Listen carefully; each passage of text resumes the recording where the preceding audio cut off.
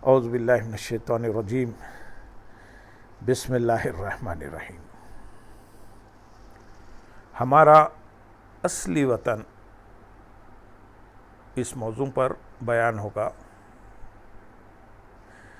اللہ تبارک و تعالیٰ نے جب لفظ کن سے روحوں کی تخلیق فرمائی اور انسان کو وعدہ الستو بربکم کے بعد کرۂ زمین کی طرف بھیجا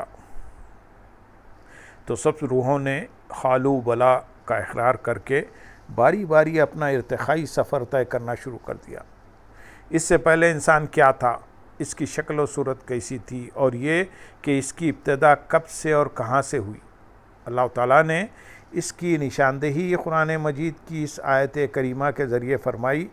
سورۃ الدہر آیت نمبر 1 میں ارشاد باری تعالیٰ ہے، بے شک انسان پر زمانے میں ایک ایسا وقت بھی گزرا ہے جب وہ کوئی قابل ذکر شے ہی نہ تھا، یعنی انسان کبھی عدم میں تھا، پھر اس کو روحانی کائنات میں وجود بخشا گیا، پھر انسانی روح ارتقائی منازل طے کرتے کرتے پشت پدر اور شکم مادر سے مادی وجود کے ساتھ منصع شہود پر آئی۔ یہاں پھر جسم اور روح کے باہم ملاپ سے اللہ تعالیٰ نے انسان کا وجود برقرار رکھتا ہے۔ پھر ایک مخصوص وقت کے بعد جب روح اس قفس عنصری سے پرواز کر جاتی ہے اور وہ انسان جو چند لمحات قبل احسن التقویم کا پیکر تھا اب میت کہلانے لگتا ہے۔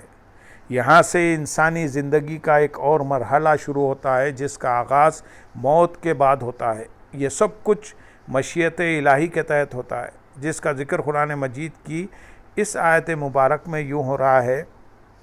سورہ طٰہٰ آیت نمبر 55 میں، اس مٹی سے ہم نے تمہیں پیدا کیا اور اسی میں ہم تمہیں لوٹائیں گے اور اسی سے ہم تمہیں دوسری مرتبہ پھر نکالیں گے۔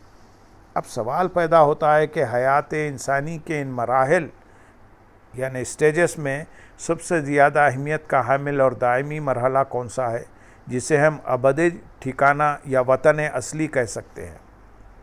یہاں پھر قرآن مجید ہماری رہنمائی فرماتا ہے۔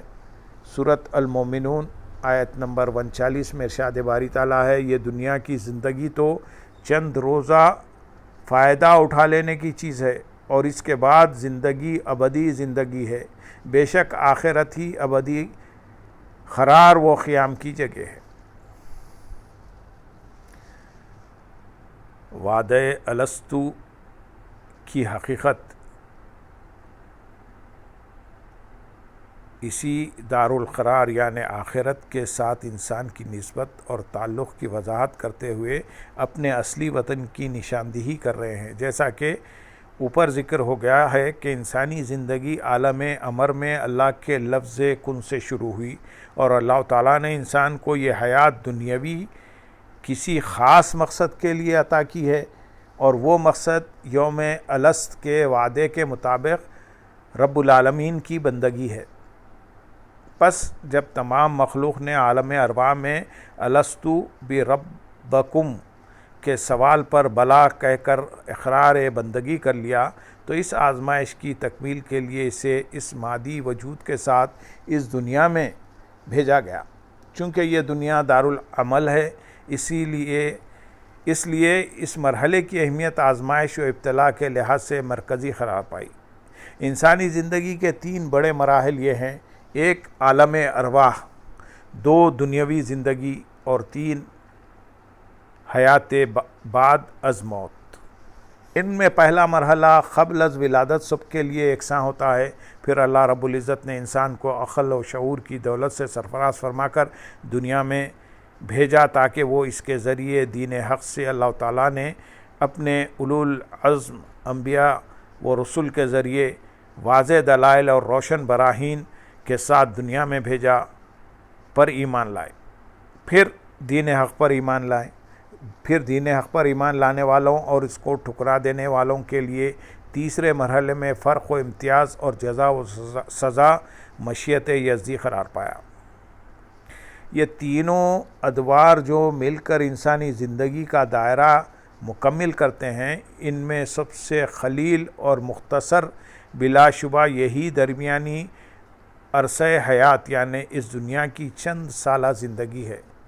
اس میں کامیابی کا دار و مدار جہاں اور کئی باتوں پر ہے، وہاں اس کامیابی اور اللہ کی رضا کے حصول میں سب سے زیادہ ضروری فریضہ یہ ہے کہ ہم مالک حقیقی کی یاد میں لگے رہیں۔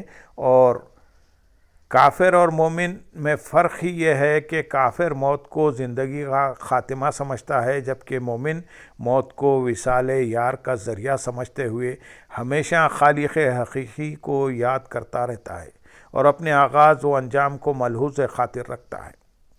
آج مسلمانوں کا ایک المیہ یہ بھی ہے کہ وہ اپنی زندگی کی حقیقت اور اس کے آغاز و انجام سے بے خبر ہو رہے ہیں۔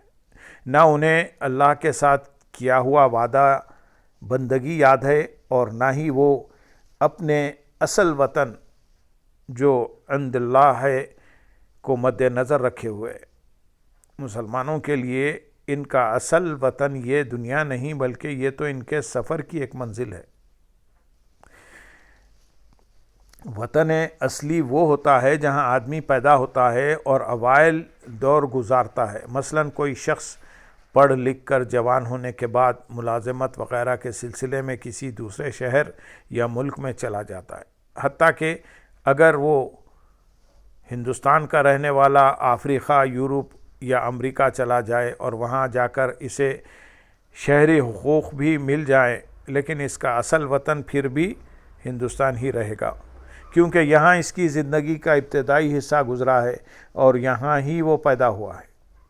جس طرح آج مغربی ممالک میں ہر طرح کی معاشرتی برائی پائی جاتی ہے، ان یورپی ممالک میں ماحول یہاں کی نسبت بڑا گندا ہوتا ہے۔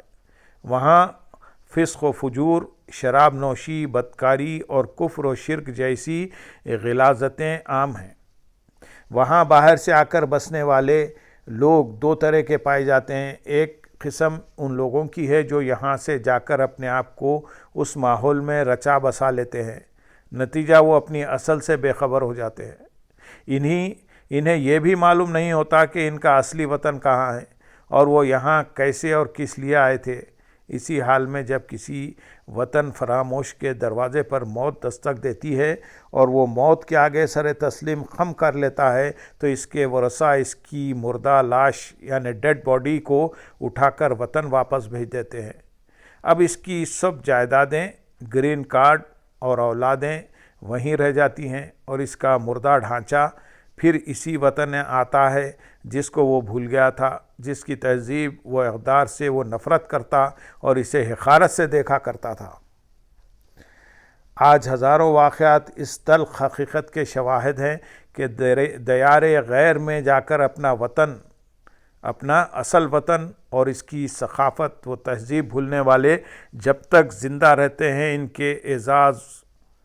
ان کے اعزاء و اقارب اور حقیقت پسند احباب ان کی اس روش کی بنا پر ان سے ان کی زندگی میں بھی شدید نفرت کرتے ہیں، اور جب ان کا جنازہ وہاں سے آ جاتا ہے تو اس پر بھی لعنتیں بھیجتے ہیں کہ کل تک تو یہ ہمارا نام نہیں لیتا تھا اور اب جب مر گیا تو دفن کروانے کے لیے پھر ہمارے ہاں لانا پڑا۔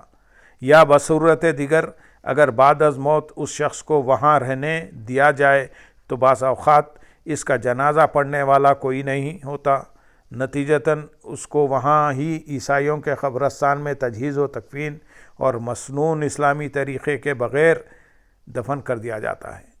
یہ ان وطن فراموشوں کی سزا ہے جو عیش و عشرت اور رنگ برنگ تہذیب کے فریب میں آ کر اپنے اصلی وطن کو بھول جاتے ہیں۔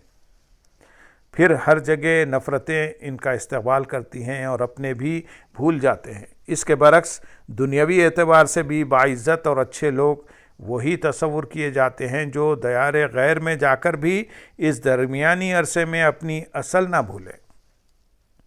مسلمانوں کے ہاں اس دنیا کی زندگی اس طرح ہے جس طرح سرائے میں مسافر کچھ عرصے کے لیے پڑاؤ ڈالتا ہے تاکہ دم لے کر اگلا سفر شروع کیا جائے۔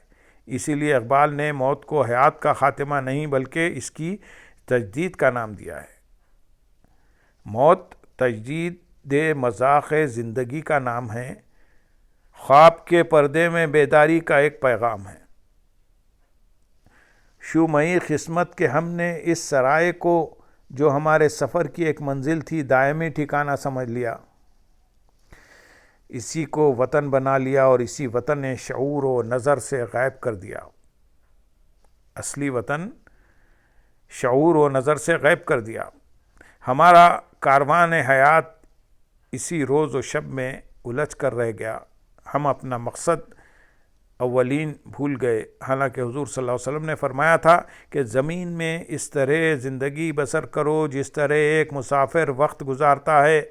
حضور صلی اللہ علیہ وسلم کا ارشاد گرامی اس وقت حقیقت کی نشاندہی کرتا ہے کہ یہ دنیاوی ٹھکانہ ہمارا اصلی وطن ہرگز نہیں بلکہ سفر کی ایک منزل ہے۔ ہمارا وطن تو وہ ہے جہاں ہم روز اول پیدا کیے گئے اور جہاں ہماری زندگی کی ابتدائی دور گزرا۔ رحم مادر نے انسان کا دنیا میں انتقال اس کی حقیقی پیدائش نہیں بلکہ تولد ہے۔ یہ بھی ہمارے سفر حیات کی ایک منزل ہے۔ انسان سفر زندگی کے ابتدائی دور سے ہوتا ہوا آگے بڑھتا ہے اور اس کا اختتام وہیں ہوگا جہاں سے آغاز سفر ہوا تھا، اور وہ عالم ارواح ہے۔ انسانی زندگی کا ابتدائی دور عالم ارواح ہے، جہاں سب انسان اسی طرح مل جل کر رہتے تھے جس طرح دنیا میں رہتے ہیں۔ وہاں بھی اسی طرح آشنائی تھی، انسان گروہوں کی صورت میں رہتے تھے۔ حدیث صحیح میں اس کی شہادت فراہم کر دی گئی ہے۔ حضرت عائشہ صدیقہ رضی اللہ تعالیٰ عنہ فرماتی ہیں کہ میں نے نبی کریم صلی اللہ علیہ وسلم کو فرماتے سنا کہ روحیں فوج کی طرح جمع ہیں، جن میں وہاں آشنائی ہوگی ان کے درمیان یہاں بھی الفت ہوگی، اور جو وہاں ایک دوسرے سے ناآشنا رہیں وہ یہاں بھی بیگانہ رہیں گی۔ یعنی یہ انسانی گروہ جو دنیا میں باہم مل جل کر رہ رہے ہیں، یہ وہاں بھی اسی طرح تھے۔ عالم ارواح کے اس پہلے دور کی تکمیل کے بعد مشیت یزدی کے تحت انسان اگلے دور میں داخل ہوتا ہے۔ چونکہ عالم ارواح میں انسانی زندگی ایک الگ نوعیت کی تھی، اس دنیاوی زندگی سے یہ زندگی قطعاً مختلف اور ایک الگ ماحول میں بسر ہو رہی تھی۔ انسان کو جس اگلے دور میں داخل کیا جا رہا تھا وہاں کے ماحول اور کیفیات حالات کے اعتبار سے اس کے لیے ایک نیا ماحول تھا۔ یہاں کے الگ سے طور طریقے اور تقاضے اس کے لیے اجنبی تھے۔ جس طرح ایک آدمی کو اچانک روشنی سے کسی تاریک کمرے میں داخل کر دیا جائے تو اس کے حواس باختہ ہو جائیں گے، یا کوئی بالکل اندھیرے کمرے میں ہو اور اچانک لائٹ جلا دی جائے تو اس روشنی سے آنکھیں ایک بار بند ہو جاتی ہیں اور اسے قبول نہیں کر سکتی۔ آدمی روشنی کے اس ماحول کو قبول کرنے کے لیے کچھ وقت اسی کیفیت میں گزارتا ہے، تب جا کر اندھیرے کی عادی آنکھیں روشنی کو قبول کرتی ہیں۔ بالکل اسی طرح جب انسان کو عالم ارواح کی زندگی سے اس دنیا کی زندگی میں منتقل کرنا مقصود تھا، جبکہ یہ ماحول اس سے اکثر مختلف تھا، لہذا اللہ رب العزت نے انسان کو ان دونوں زندگیوں کے ماحول کی مناسبت سے ایک مختصر عرصے کے لیے ایک سرائے یا خیام گاہ میں رکھا، جہاں عالم ارواح کے ماحول سے بھی قدر مناسبت تھی، اس دنیاوی زندگی کے ماحول سے بھی مشابہت تھی۔ یہاں اللہ نے کچھ ایسے خصائص جمع کر دیے جو دونوں زندگیوں سے مطابقت رکھتے تھے، تاکہ انسان ایک انتقال ماحول سے پریشان اور اداس نہ ہو جائے۔ اسے اس بیگانگی سے محفوظ رکھنے کے لیے پچھلے ماحول سے مطابقت قائم رکھتے ہوئے بند رکھا اور نئے ماحول کے ساتھ مطابقت ایڈجسٹمنٹ کے مرحلے سے گزارا، تاکہ وہ آئندہ زندگی کی عادات سے بھی آگاہ ہو سکے۔ انسان کا یہ درمیانی عرصہ جہاں گزرتا ہے، یہی قیام گاہ اس کی زندگی کا دور رحم مادر ہے، جہاں کم و بیش اسے مشیت یزدی کے مطابق تقریباً 9 ماہ رہنا پڑتا ہے اور پھر اگلے مرحلے میں قدم رکھتا ہے۔ عالم ارواح سے چلتا ہوا یہی انسان باپ کی پشت سے ہوتا ہوا رحم مادر میں داخل ہوتا ہے۔ قدرت نے اسے وہاں اگلے ماحول کے لیے روشناس کرنے کے بعد جب انسان کو اس قابل بنایا کہ اب وہ ان حالات سے نبرد آزما ہونے کی صلاحیت رکھتا ہے تو اسے ایک خاص اہتمام کے ساتھ اس دنیا میں منتقل کر دیا۔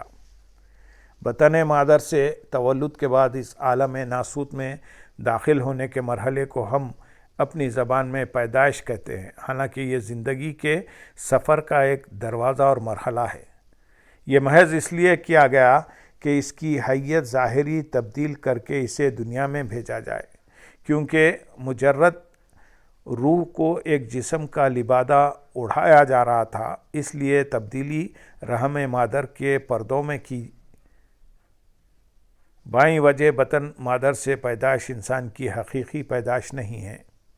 جس طرح ماں کا پیٹ انسان کا وطن نہیں بن سکتا بلکہ ایک مرحلہ اور عارضی ٹھکانہ ہے، اسی طرح یہ دنیا کسی شخص کے لیے اس کا اصلی وطن نہیں ہے۔ شکم مادر جس طرح ایک دروازہ تھا، یہ دنیا کی زندگی بھی اس کی ایک منزل ہے۔ ہم مسلسل مہوئے سفر ہیں اور وطن سے کوسوں دور نکل آئے ہیں۔